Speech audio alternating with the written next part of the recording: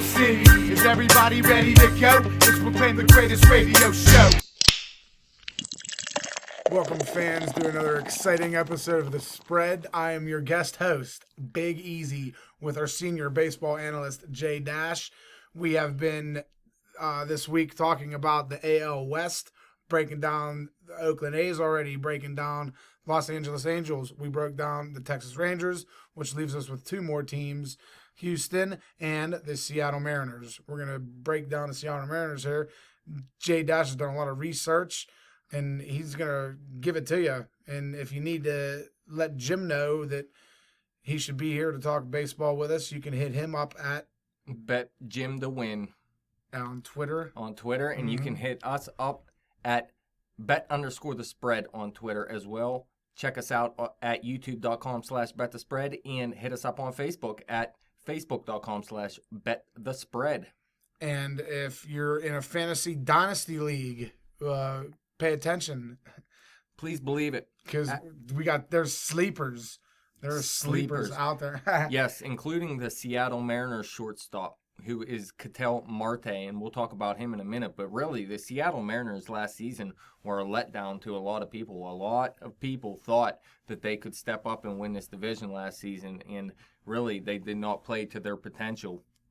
But again, going into this offseason, they made a lot of moves and tried to upgrade this team a little bit more, see if they can make a run this season. First of all, they re-signed starting pitcher Hisashi Iwakuma. That was a big re-signing for him. He's been a very good pitcher for him over the past few seasons. They re-signed outfielder Franklin Gutierrez. He won't be starting or anything, but that'll be a good fourth outfielder, maybe fifth outfielder by the time the season ends for you. Not a big signing there or anything. But then they signed outfielder Nori Aoki for 1 year. This is a very good player. Played for a few teams in the past, the Milwaukee Brewers, the San Francisco Giants, has always put together good numbers, been a very large contributor to a team, and I think this is a very big signing. They have a very good outfielder here to add to what looks like a decent outfield at best. He's, to me, immediately their best outfielder. They also signed catcher Chris Iannetta to a 1-year contract. They signed first baseman Dae-Ho Lee, who is compared to Carlos Lee minus a little bit of power. He is already in his 30s. Obviously, this is a guy that played in Korea. Like I said, he's already in his prime, going to be out of his prime very soon. You don't expect too much from him. But, hey, if you get Carlos Lee numbers minus some power, I mean, that's not a terrible thing to have at this point. You did bring in Adam Lynn in a trade. I'll mention that in a minute. But you also signed Cuban infielder Dana Moria. He's more of a utility infielder. He's 31 years old as well. They believe he's going to start in the minors, though. But he has to hit well quick and make his way into the bigs, obviously, if he wants to make an impact, because at this age you can't spend a couple years in the minor leagues. So they're hoping he can learn quick in the minor leagues and then come up and make some kind of impact, whether it be as just a utility infielder or if there's an injury, him step in and start for a while. But they signed first baseman Gabby Sanchez to a minor league contract. They signed Cuban outfielder Guillermo Heredia, 25 years old. This guy hit .285 with a .376 on base and 1,400 plate appearances in Cuba. He has good speed, a strong arm, but he doesn't have very much power. Again, I don't know if he's going to step up and take a spot from one of these guys in the outfield or if he's just going to be a fourth outfielder or even less. They signed relief pitcher Joe Peralta to a minor league deal, hoping he can break camp with the team. They signed relief pitcher Ryan Cook, hoping he can make a big impact with the team. And they brought over Steve Cishek as well on a 2-year deal, and he's probably going to be closing for him. So you see they're making a ton of ads here. And that's not even it, man. They made a bunch of trades, too. They traded for Wade Miley, got him from Boston, but gave up Carson Smith, a pretty good relief pitcher for him, and a back end of the rotation guy in Ronis Elias. They traded for Leonis Martin, who we mentioned in the last segment, a guy I kind of like, but he still has to take that next step. They gave up relief pitcher Tom Wilhelmsen for him. They traded for relief pitcher Joaquin Benoit from San Diego. They traded for a good third pitcher, in my opinion, in Nathan Carnes. He may even be lower in this rotation, but that doesn't mean he can't pitch like a third pitcher. But they did give up Brad Miller, Logan Morrison, and Danny Farquhar in that deal. So they gave up 3 pretty solid baseball players for him.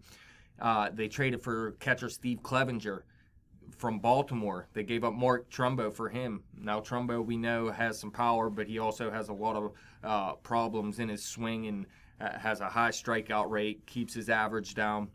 K rate. They traded for relief pitcher Joe Weiland with the LA Dodgers, gave up Eric Mejia for him, a shortstop, and they traded for Adam Lynn, like I was saying before, with Milwaukee, gave up 3 players for him, but they're making a ton of moves, and this team looks pretty good. Like I said, Aoki in the outfield, they're probably going to be playing him in left field, Leonis Martin in center field, and Smith in right field. This is a guy that has some power, but last season he only hit 12 home runs, so we'll have to see if he can add to that, or else maybe he does find his way to the bench and we see somebody else step in, like one of these guys I mentioned before, these Cubans here, and maybe they take over the spot. I'm not quite sure as of yet, but we'll have to see. Smith has to play a little bit better than he did last season.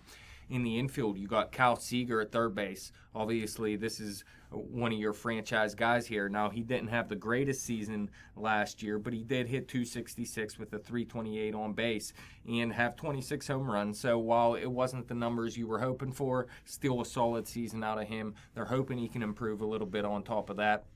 But then this guy I was talking about for dynasty leagues, Ketel Marte, very young shortstop they called up last season, got 219 at-bats. He doesn't have much power or anything, just 2 home runs with him. But he has speed, he plays good defense, and he can hit pretty well. A .283 average with a .351 on base. I'm not saying he's going to repeat that over the course of a full season or anything, especially this young, maybe when he gets a little bit older. But this guy has a lot of potential. And then they have other shortstops as well that they could turn to if Marte struggles a little bit and has to be sent down to the minors for a little bit or something. Chris Taylor has some upside as well. We've seen him a little bit last season, splitting time with Brad Miller.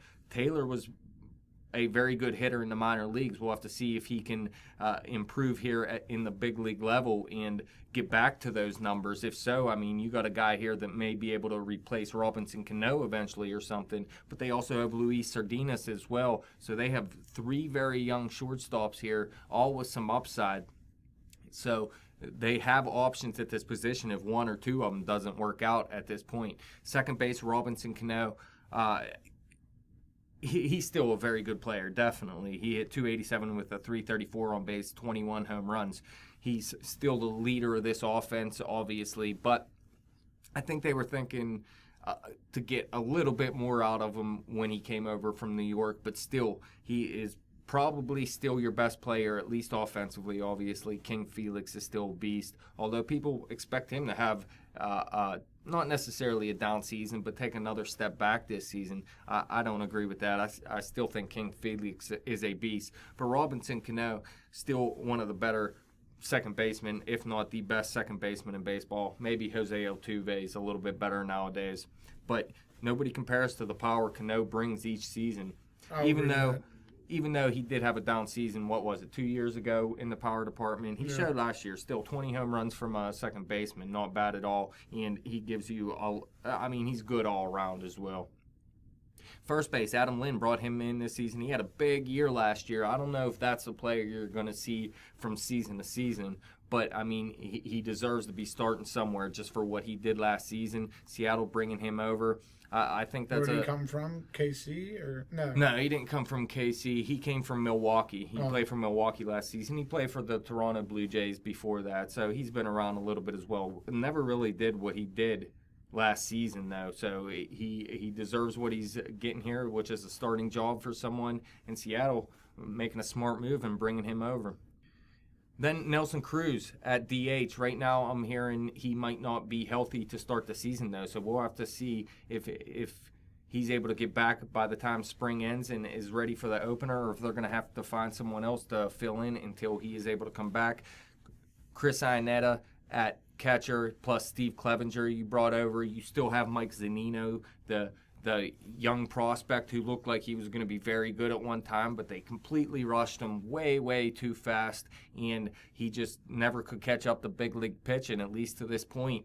And he strikes out way too much. He has power, but he just can't get it done at the plate right now, and he may need to spend some time in the minors. I don't know why they called him up so quick. I think they called him up from single A straight to the big leagues, and yeah, I mean, you can't expect a guy to succeed when you do that. But looking at this offense, man, I mean, there's questions about Leonis Martin in center field. If he can take that next step, Smith has to bounce back. But other than that, man, I really like what they have on the infield here. And Nelson Cruz, I mean, what he did last year was ridiculous. 44 home runs, hit 302 with a 369 on base. When he was coming over, they didn't expect that much out of him. I mean, he's always been a big power hitter, but they thought coming over to Seattle he might take a little bit of a step back, but he did nothing but took a step forward, and he's a beast, and they need him healthy and playing, well, not necessarily like he did last season because that's hard to repeat, but they need him to be in the middle of this lineup. That offense put up some runs today. They had a little exhibition against San Diego, 7-0. Seattle put up 7 runs, huh? Yeah, a couple jacks from Ionetta and who's that? Your boy Franklin Gutierrez. Your boy Goody had a home run, and Smith had a jack today too. Well, there you go. We want to see Smith put that ball over the fence, and then no, not Smith. Oh, well, you're dead wrong, Smith. Get off this team, dude. It was Romero. Romero. Yeah, he had a jack today. I think that guy plays first base. He's probably not even going to make this team, I would have to believe, man. But we'll see. I mean, he's up here. He has a chance. He has to produce. Keep hitting jacks. They also have a first baseman / third baseman in the minors, DJ Peterson. This guy has huge power when he's hitting right, but last season it was miserable between Double-A and Single-A. He had a few at-bats in Triple-A after he came back from an injury, hoping to jumpstart his bat, and it just didn't work out. DJ Peterson, big power bat. They're hoping for this guy to be the future of first base, I believe, since Cal Seager's a young guy still, and I think they're looking to move forward with him. Adam Lynn, I think he's more of a fill-in till they find their future. And it could be DJ Peterson, but there's still a lot of questions about him. I don't know if we're going to see him this year or not. I mean, he really has to turn it around with the bat this season, which he can do. I mean, in the lower minors, man, he hit pretty well and he had huge power. So we'll have to see. But they also have another young shortstop. I was talking about Ketel Marte, Chris Taylor, Luis Sardinas. They have this guy, Tyler Smith, 24 years old, hit 271 with a 361 on base, 10 stolen bases, had 61 walks compared to 85 Ks and 443 at-bats in Double-A. And if you look at his career numbers, he hit 285 with a 377 on base, 15 jacks, and 34 stolen bases. Has 152 walks compared to 211 Ks. So this guy looks like a decent player too. Not a big all-star or anything, not a franchise player. But they have a lot of depth here, young depth at shortstop, and that shortstop is worth a lot to MLB teams, so they might have some trade value here once they figure out who their shortstop is, which is probably going to be Ketel Marte. You know, one other guy. This guy could actually break camp with the team. We'll have to see. Boog Powell. He's an outfielder, 23 years old. Hit 308 with a 401 on base, 53 stolen bases, 163 walks, and compared to 175 Ks, but just 57 extra base hits in 1,082 career minor league at-bats. So this is a guy that really doesn't have much pop. He has a ton of speed, and right now he can take the walk. But the problem is, if you don't show gap power in the big leagues, pitchers aren't going to be afraid to pitch to you, so they're going to throw down the middle of the plate. They're going to come at you, and if all you're doing is hitting singles, they're not going to be scared, so your walk rate's going to go down. So we'll have to see if he can add a little bit of gap power to his game as well.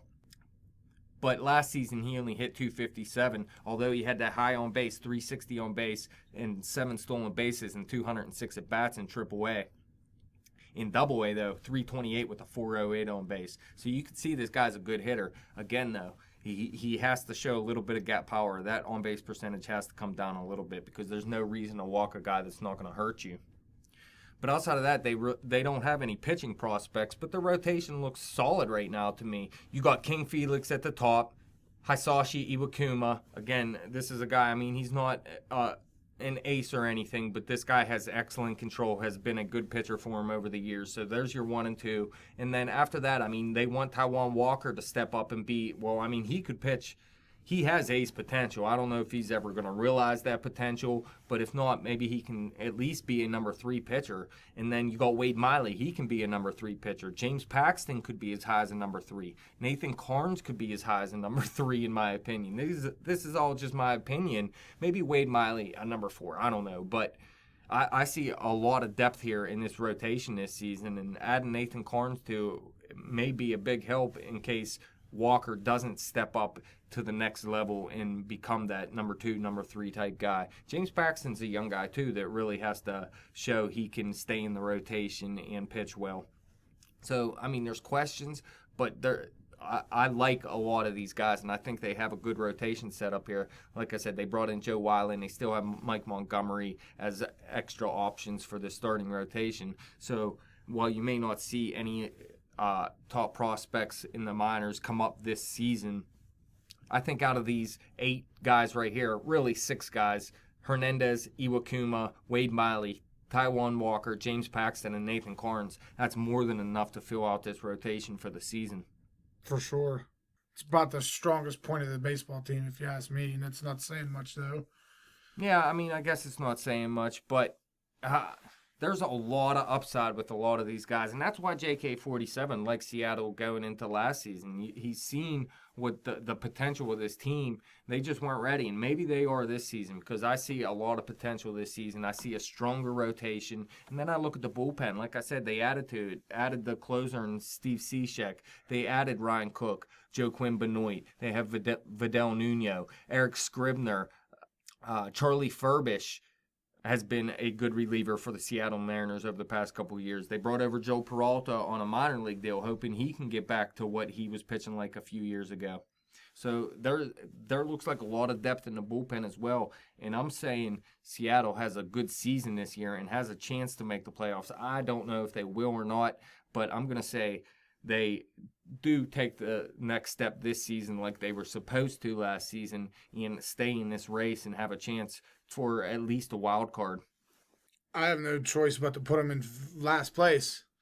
I mean, unfortunately, second place? Someone has to Texas. Unfortunately, someone has to finish last in that division, and I don't know. It's Seattle for me. It's the offense, I'm guessing, right? Yeah. I mean, you need Nelson Cruz to hit like he did last season. If that doesn't happen, then the offense doesn't look as good. Because I trust Cano. It's not going to happen. And a lot of these other guys, I mean, Adam Lynn, is he going to be able to repeat what he did last season or go back to his norm? Is Kyle Seager going to bounce back to his norm, or is he going to repeat what he did last season? I think Aoki's a guy you can trust as well, but a lot of questions everywhere else. Well, I'm not going to put him in last place, and I said I think they have a chance to make a wild card game at least. But again, I'm going to have to say 4th place. I'm going to say the Angels outdo them and the Texas Rangers. I like what I see out of the Texas Rangers, especially if Yu Darvish can stay healthy. So I'm going to put Seattle in 4th, take Texas to come in 2nd, and the Angels in 3rd. And like most people, I'm going to say Houston wins that division because they're looking good these days. That's I believe the same thing. It's going to be so close in that division, and with the wild card that, I mean, you could finish 4th in that division and be, 6 or 7 games out. Yeah, and I mean, really around the American League, man, the AL East I think is going to be a tight division from top to bottom. The AL Central I think is going to be a tight division from top to bottom. And this division can be tight. I think Oakland's the one team in the entire American League that has no shot. Everybody else, I think they have at least an outside shot to do something this season. But that's it, man. Seattle Mariners, I may be sleeping on them a little bit. I said I like their team, and I do. I don't know why I'm putting them in 4th place. I like Texas as well, so I'm going to go with Texas. But I don't know, Seattle Mariners, I really like what they going on. I'm excited to see what Ketel Marte has. I want to see Seager bounce back. Maybe Boog Powell steps up. Who knows? Well, that's going to do it for our preseason breakdown of the Seattle Mariners and the AL West. If you got any questions or comments, people from Seattle, if you just want to hate it, Bet Jim to win. Hate at Bet Jim the number 2 win on Twitter, or you can, what's the other one? Yeah, if you want to thank us, hit Yeah. us up at bet_the_spread. Subscribe to the YouTube channel. Like us on Facebook. It's The Spread. Got all that baseball knowledge for you. And we got one more team to finish off this breakdown. We're going to talk about the team that we think is going to finish in first place, the Houston Astros.